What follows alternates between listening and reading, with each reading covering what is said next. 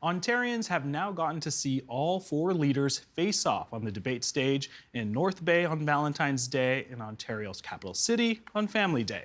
PC leader Doug Ford, NDP leader Marit Stiles, Liberal leader Bonnie Crombie, and Green leader Mike Schreiner took questions on everything from healthcare to what they like to do in their spare time. Were Ontarians watching, and have the debates changed the race? To discuss, we welcome back Erin Kelly, CEO and co-founder of Advanced Symbolics Inc, who's been tracking this election using Polly, her AI pollster. Welcome to the program, Erin. Great to be here. All right, get us started. Did Ontarians watch the Family Day debate? They did. Yeah, we definitely saw people tuning in, which is good. I would say, though, that the people who tuned in are people who are already very engaged on the election. All right, I was going to ask, I'm curious, did the debates break through with voters less engaged in politics at all, or were it's the same sort of crop of viewers? Well, we did. So we looked at the people who watched the debate, and then we looked at people who did not watch the debate. We did see some, if you call it memes, pop through. For example, Doug Ford saying that he promised not to build on the green belt, but then he did, and then he apologized. That definitely made the water cooler the next day, because we saw people who said they didn't watch the debate got that from the debate, and a few other things like his story about his first job definitely made the water cooler the next day. So we had a few of those things. But for the most part, the people who watched the debate were people who were already engaged. All right, so you talked about some key moments in terms of conversation points. I'm curious, what were the other moments that got people talking the day after? Well, it's really interesting. A lot of people, we haven't seen this in Poly before, where there was a whole discussion about the body language of the presenters, of the leaders, which was really interesting. Other key moments are probably what what you've heard from friends and family. People where the spa broke through, the healthcare, and then people did like the personal anecdotes and actually talked a lot about those moments in the debate. I want to pick up on the point about the posture, the body posture. Tell me a little bit, what was Polly picking up on that? Yeah, this was really interesting. Like I said, we haven't seen this before. Usually people stick to the issues, but this time body language really seemed to poke through. People remarked first that they felt that Bonnie Crombie looked anxious, intense, like a little bit like she was fighting for her life in this one. With Mr. Ford, people found him, it's interesting, usually people find him very soft-spoken and whatever, but this time people found him sometimes dismissive and untrustworthy. The person who came out the best, the two people who came out the best were Marit Stiles and Mike Schreiner, with Mike Schreiner being number one. People found him very clear, very well-spoken, and a lot of people said they wished that he was maybe leading one of the other parties. It was kind of interesting. Very interesting. All right. You had mentioned winners and losers, but I want to get back to Doug Ford. You had mentioned some of the other sort of issues that we knew were going to come up with the green belt, with the spa. But I want to talk about Doug Ford's healthcare record. Were there any hits, and did they land from the other leaders?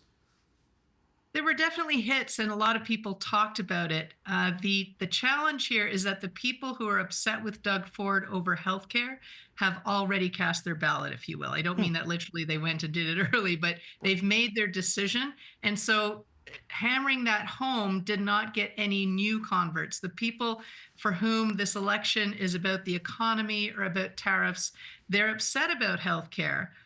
But it's a trade-off, right? And right now they're more concerned about the economy and jobs. And so they're, like I said, those people did not convert. The people who are upset about healthcare were already not going to vote for Mr. Ford.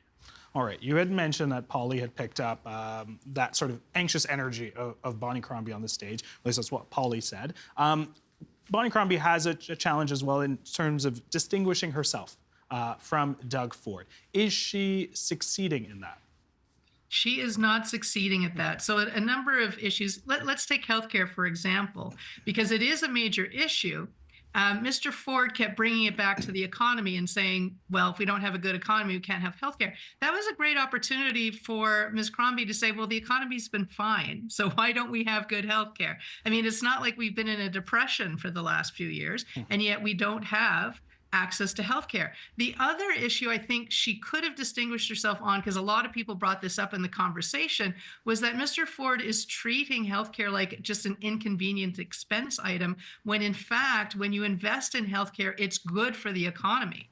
Not only because healthy people are good for the economy, you want to have a healthy workforce, both mentally and physically, but also because when you invest in new technologies in healthcare, and Canada's a leader in this, but unfortunately, our governments aren't investing in new technologies and new ways of doing things. So Bonnie Crombie could have taken this, not just to say, I'm going to get you a doctor in 4 years, because they're all saying that, but to say, look, let's do it differently so that we benefit both healthcare and the economy at the same time, thereby addressing the issue for those people for whom this election is about the economy.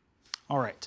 I want to talk about another leader, Marit Stiles. She has a different challenge. Obviously, Bonnie Crombie is, in the provincial world, maybe a new face, but Marit Stiles has had a couple years as the official opposition leader. But according to Polly, people who know Marit Stiles like her. We know that. But she's not reaching new people.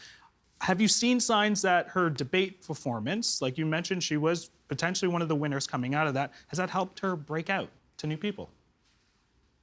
No. Now, what Marit Stiles is doing very well, aside from being very likable, is that she has good vote efficiency. So, from a popular vote point of view, she is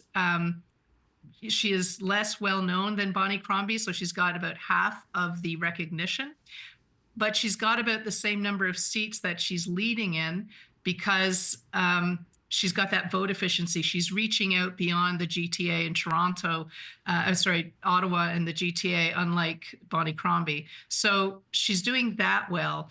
But again, it's the other challenge that Marit Stiles has now is that people are starting to say, should we vote strategically? And I think that's a big risk for Marit Stiles, because that means potentially bleeding some votes over to Bonnie Crombie if people think that she's better able to beat Doug Ford. All right. Time is ticking. There's only 7 days left before people cast their final ballots. There's not much time for a lot of these leaders to make some impressions. I'm curious, overall, did the debates do anything to change sort of that campaign narrative that we have? And can we expect some surprises? I know Polly is going to be working overtime here, but what can we expect as we keep going from the debate as we move into the election? Well, Doug Ford is well ahead. So I think what we can expect is another Doug Ford majority government. The debate did not change minds. It did not significantly change that trajectory. So the only thing, there's very little time left now and no other debates. So the ability to distinguish yourself. So again, Bonnie Crombie has to get outside of the GTA and Ottawa, which is where the majority of her support is. Getting more people angry about the SPA just gets her a bigger margin in the areas where she's already leading. So she needs to get outside of those two core cities. And Marit Stiles just needs to build her profile. And the way to do that is to be different. And right now, they're not different enough. I am curious, we've talked about those three leaders. Schreiner, what does he got to do? He's the winner out of there, potentially a third seat that will be up for debate, but what's he got to do, if anything? Well, for this election, I think he's just building his profile, and I know he's been doing that for a long time. Yep. But this isn't the election where people are going to take a risk on a new party that they know is very unlikely to form government.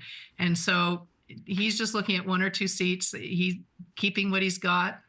And he's leading in his own seat. So I really don't see this being a breakaway year for Mike Schreiner, unfortunately. All right, Erin, we are going to leave it there. Look forward to seeing you on election night as well. Thank you so much for your insights and for Polly's insights. Great. Thanks, Jeyan.